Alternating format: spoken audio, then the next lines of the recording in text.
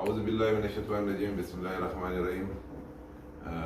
د ټولو د مخه د چمن ښاروالانو ته او ټول هغه ملګرو ته چې په دې کې حصه لري، په هغه کې لغړی اتحاد، انجمن تاجران، چمبر اف کامرس او د ټولو پارټۍ نمایندګانو ته د زړه له کومې مبارکباد ورکوم چې نن موږ په خپل مذاکرات کې کامیابه شو او زما سره دا وعده وشوه چې سبا به چمن باډر د پښو او د تګ و راتګ لپاره خلاصېږي. صرف شناختي کارت به ښکاره کوي، شناختي کارت به هلته لیکل کېږي او دوی به ځي او راځي. مختصراً زه دا یوه خبره درته وکړمه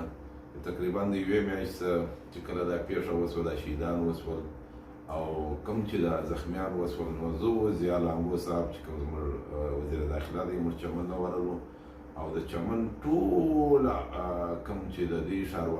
ښاروالان دي، د ښار اوسېدونکي دي، په هغه کې چې پاټیانې راځي، لغړیان راځي، انجمن راځي، په ډېر عزت یې زموږ سره خبرې وکړلې او موږ ته یو اختیار راکړي او د هغه بعد بیا موږ د حکومتي چارواکو سره خبرې وکړلې، هغه هم موږ ته اختیار راکړي. موږ د خپل د وزارت او د یو پارټۍ په نمایندګي موږ دغه فرض درلودی چې دا مسله حل کړو. نو بیرته موږ راغلو کوټې ته او پر مختلفو وختو کې موږ د چمن د خلکو سره او د حکومتي چارواکو سره زموږ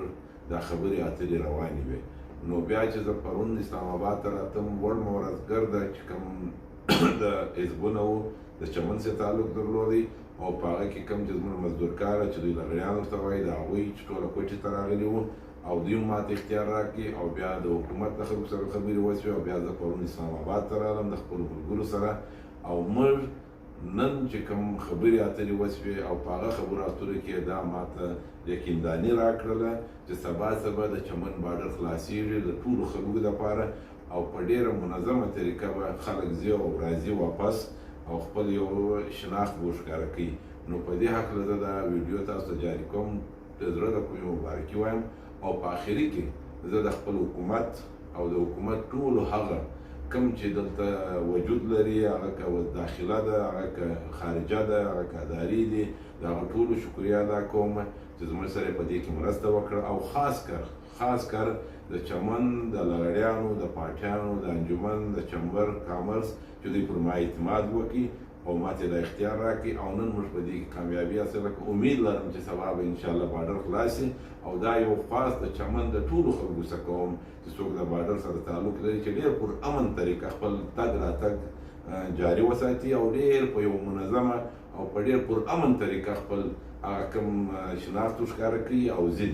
او انشاءالله زه دا یو خاص بیا کوم چې چمن به نه خرابو، چمن به جوړو، ټوله سره وروڼه یو، پښتانه یو، په دې وطن کې ژوند کوو. دغه زموږ مقصد دی. پر امن چمن، پر امن بلوچستان او پر امن پاکستان غواړو. دا د ټولو څه خواست کوو. کور مې آباد، خوشحاله او آباد اوسئ.